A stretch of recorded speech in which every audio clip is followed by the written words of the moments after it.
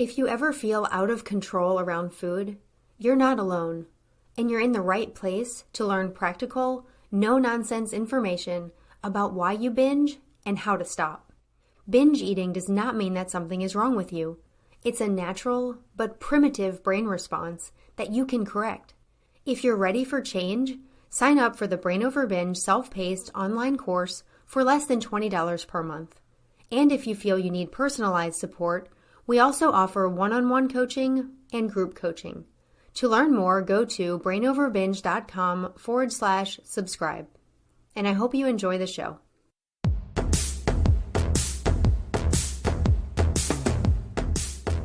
Welcome to the Brain Over Binge podcast, where you learn a simple, brain-based approach to ending binge eating. I'm your host, Kathryn, and I want to thank you for listening today. Today's show is titled Rethinking Day 1 of Binge Eating Recovery, Part 2.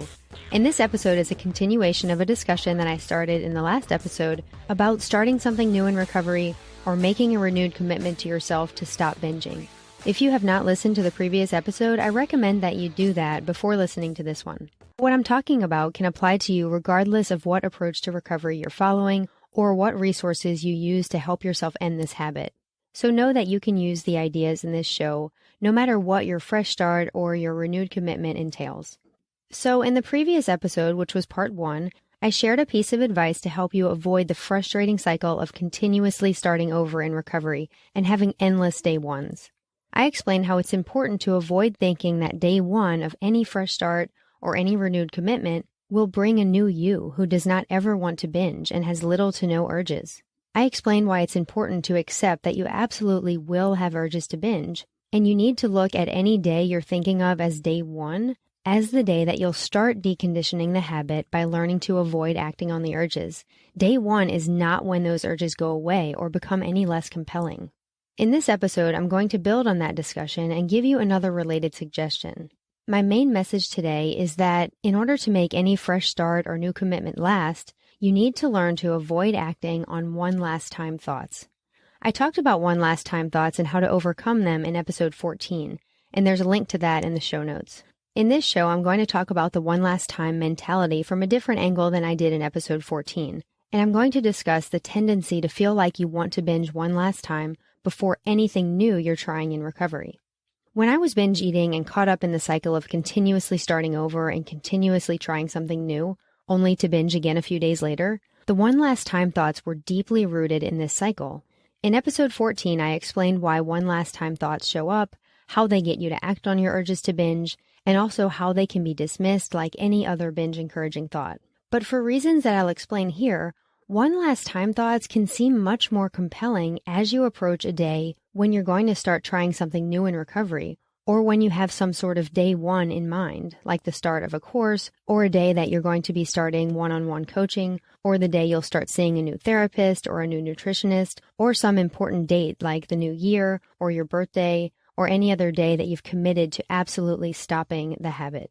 For me personally, the days leading up to New Year's Day or my birthday or any new approach I was taking to recovery were actually some of my worst binge days. Because in my mind, I truly thought that day 1 was going to bring a new me. So I was highly vulnerable to one last time thoughts. I talked about this in episode 14, but one last time thoughts appear in nearly anyone who's going to attempt to stop a habit. It's a very common reaction of the lower brain, and knowing that can immediately make those thoughts seem less meaningful to you personally.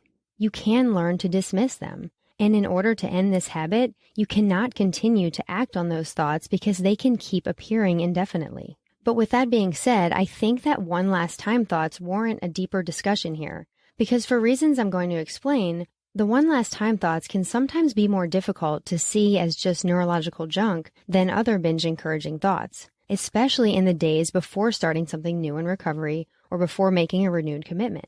There can be another layer to that one last time mentality, one that you may not have thought about or realized that's affecting you. And that is that in the days before you're trying something new or making a fresh start, you not only feel that lower brain-driven temptation to binge one last time for the temporary pleasure, but you also have a faulty thought that says that the one last binge will actually help you when day 1 of your recovery arrives. And that was a really long sentence, and it may seem a little confusing, so let me explain what I mean by this.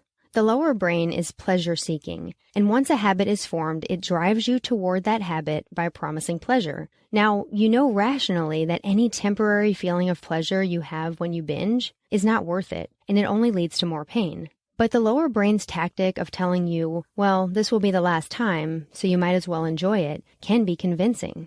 But I also think that this thought is pretty straightforward to see as a false thought, as the lower brain's way of maintaining the habit and getting you to binge in that moment. But the second layer of thought that I mentioned, the one that tells you that binging one last time will actually make quitting easier on day one, may be a little more difficult to dismiss, because you might feel that those type of thoughts have a sort of wisdom contained in them. And when I say thought here, it doesn't just mean words in your head. It can just be an overall sense that you have or something that you believe to be true and that drives your actions, but you may not even be able to put into words. At the time that I was caught up in the cycle of binge eating and then starting over, I don't think I could have put the fundamental beliefs that were helping to drive this cycle into words. But I'm going to attempt to do that now because I could see it much more clearly once I stepped back from it. I somehow believed and operated on the thought that a last binge before a new start or a week-long string of binges before a new start would actually set me up to stop the habit more successfully. At the time, it seemed logical that doing something like binge eating all the way till midnight on New Year's Eve would better allow me to have a binge-free New Year. Of course, part of it was just feeling driven to get that last fix of temporary pleasure that my primitive brain sensed that I needed before I started a recovery attempt. But another part of me really thought that what I was doing by binging before a new start was beneficial to my eventual recovery, and this was for two basic reasons. First, I thought that my last binge or my last string of binges would finally make me feel satisfied, and after that, I would have had enough. And I would be totally ready to quit the habit. Enough would be enough. And I could start my new approach or new therapy or my renewed commitment because I would have gotten my fill, so to speak.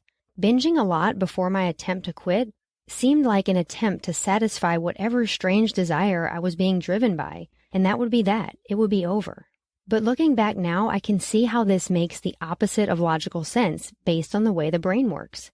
Each time I tried to have a last binge and fully satisfy that desire to binge, I only made it a sure thing that that desire would come back. I only helped to teach my lower brain that I needed to binge even more. Doing this was setting myself up to have a more difficult time on day one and any day following that, because it ensured that my brain pathways that drove the habit remained strong. I also set myself up physiologically to have a more difficult time learning to eat normally in recovery. Binge eating stretches your stomach and it affects cravings, and going into a recovery attempt still dealing with the after effects of binging just made everything more difficult, and definitely not easier like I thought it would. The second reason that I thought having a last binge or last several binges before a new start would be beneficial was because I thought it would make me feel so badly afterward that I would never want to do it again. Even in the moments of that lower brain-driven temporary pleasure of binges, I always knew in the back of my mind the pain that would come after it was all over. And I somehow thought that having that last experience of the pain would deter me from ever wanting to binge again. But this was also working against me and what I truly wanted to do, which was to end the habit. This logic also simply does not make sense when considering how the brain works. When the lower brain is conditioned to binge or have any other destructive habit, it's not going to remind you of the pain that you'll feel afterward when you're feeling driven to binge. When you're having urges, as much as you try to remind yourself of the pain or you know that it's going to be painful afterward, it doesn't convince the lower brain. The reason is that the post-binge pain is experienced and known in a different part of the brain than the pathways that drive the habit. So when you're feeling driven toward that habit, you're not going to feel connected to the pain, and remembering the pain is not going to deter you from performing the action. So it definitely was not logical for me to think that the pain after my quote last binge would help me in any way when day one came. Looking back, I can see that any thoughts that said that one last binge would benefit me were faulty and were false. They were just part of the habit. And once I learned more about the brain, I was able to separate myself from and dismiss any one last time thoughts, no matter how logical they may have seemed. And when I finally did quit, I did not have that big one last binge that I thought I needed to help myself be done. Yes, I had a last binge, but it wasn't something I was telling myself I was doing because I was going to quit tomorrow.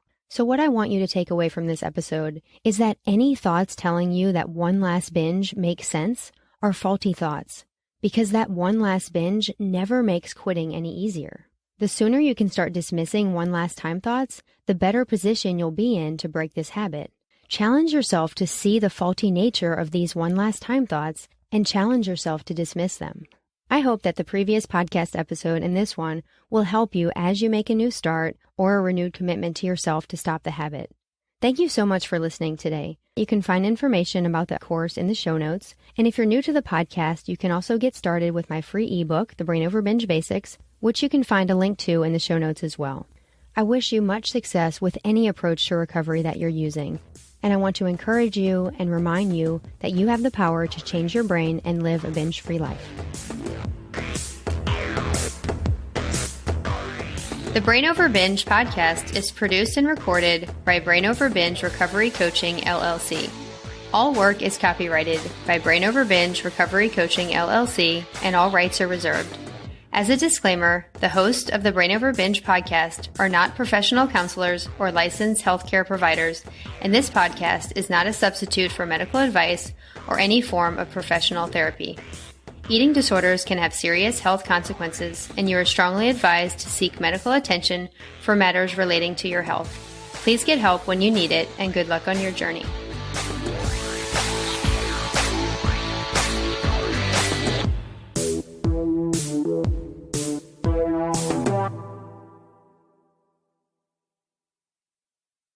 Need more help? You can find all of our current and upcoming options for support at brainoverbinge.com.